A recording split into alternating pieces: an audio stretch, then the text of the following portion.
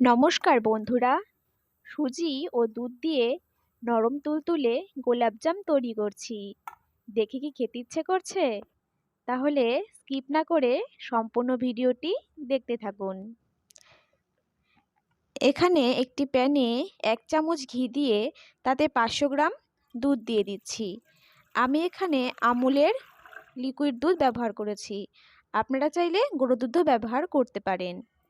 এতে এখন দিয়ে দেব 1 চামচ চিনি। এই চিনির সঙ্গে এখন এই দুধটাকে ভালো করে মিশিয়ে নিতে হবে, গ্যাসের ওভেন না জ্বালিয়ে। এখন গ্যাসের ওভেন জ্বালিয়ে দিয়ে তারপর দুধটাকে অনবরত নেড়ে নিতে হবে, যাতে দুধের ওপরে সর না পড়ে। দুধটা ফুটতে শুরু করে দিয়েছে।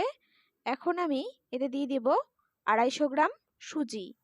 আমি এখানে 250 গ্রাম সুজির জন্য 500 গ্রাম দুধ ব্যবহার করেছি। আপনারা আপনাদের সুজির অনুযায়ী দুধটি ব্যবহার করবেন। এখন সুজি দেওয়ার পরে অনবরত কিন্তু নেড়ে নিতে হবে।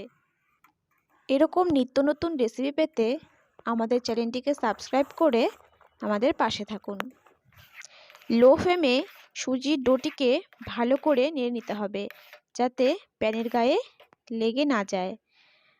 গোলাপজাম তৈরি করার জন্য আমাদের কিন্তু একটি পারফেক্ট ডো তৈরি হয়ে গেছে। ডোটি নামিয়ে নিয়েছি, এটিকে এখন ঠান্ডা করার জন্য রেখে দেব। ডোটি ঠান্ডা হতে হতে এদিকে শিরা তৈরি করে নেব। একটি হাঁড়িতে 250 গ্রাম চিনি দিয়ে তাতে 3 কাপ জল দিয়ে দেব। আমি এখানে 250 গ্রাম চিনির জন্য 3 কাপ জল ব্যবহার করেছি।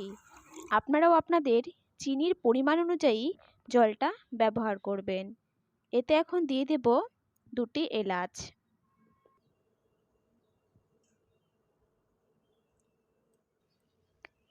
চিনি ও জল ভালো করে ফুটিয়ে নিতে হবে, যতক্ষণ না পর্যন্ত একটি পারফেক্ট শিরা তৈরি হচ্ছে। দেখুন বন্ধুরা, শিরা আমার তৈরি হয়ে গেছে। এখন কিছুক্ষণের জন্য এটি ঢাকা দিয়ে রেখে দেব। আগে থেকে করে রাখা আমি যে সুজিটি ঠান্ডা করতে দিয়েছি তাতে এখন আমি দিয়ে দেব 2 চামচ পাউডার দুধ। এই পাউডার দুধে কিন্তু গোলাপজামের স্বাদ অনেকটা বাড়িয়ে তুলবে। এখন সুজির সঙ্গে পাউডার দুধ ভালো করে মেখে নিতে হবে। সুজির সঙ্গে পাউডার দুধ খুব ভালো করে মিশিয়ে নিয়েছি। এখন এখান থেকে ছোট ছোট লেচি কেটে আমি মিষ্টির আকারে গোল করে নেব। আমি সবগুলো মিষ্টি তৈরি করে নিয়েছি, এখন ভেজে নিতে হবে। এদিকে গ্যাসের ওভেন জ্বালিয়ে একটি ননস্টিকের কড়াই বসিয়ে দিলাম। কড়াই গরম হয়ে এসেছে, এতে আমি দিয়ে দিব ফরচুন সাদা তেল। আমি এখানে সাদা তেল ব্যবহার করছি, আপনারা চাইলে কিন্তু ঘিও ব্যবহার করতে পারেন। তেল গরম হয়ে গেছে, এতে এখন আমি এক এক করে বানিয়ে রাখা সব মিষ্টিগুলো দিয়ে দেব। মিষ্টিগুলোকে খুব ভালো করে লাল লাল করে ভেজে নিতে হবে। আমাদের এই ভিডিওটি ভালো লাগলে অবশ্যই একটি লাইক করে দেবেন এবং কমেন্টে জানাবেন কেমন লাগলো আমাদের এই রেসিপিটি, এবং বন্ধুদের সঙ্গে শেয়ার করতে একদম ভুলবেন না। আমার এখানে গোলাপজাম ভাজা একদম রেডি হয়ে গেছে।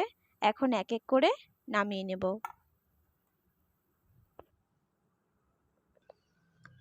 আগের থেকে তৈরি করে রাখা শিরার মধ্যে এখন এক এক করে সব মিষ্টিগুলো দিয়ে দেব।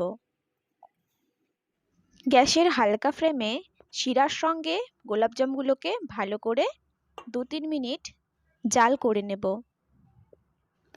দেখুন বন্ধুরা, আমাদের গোলাপজাম কিন্তু একদম রেডি।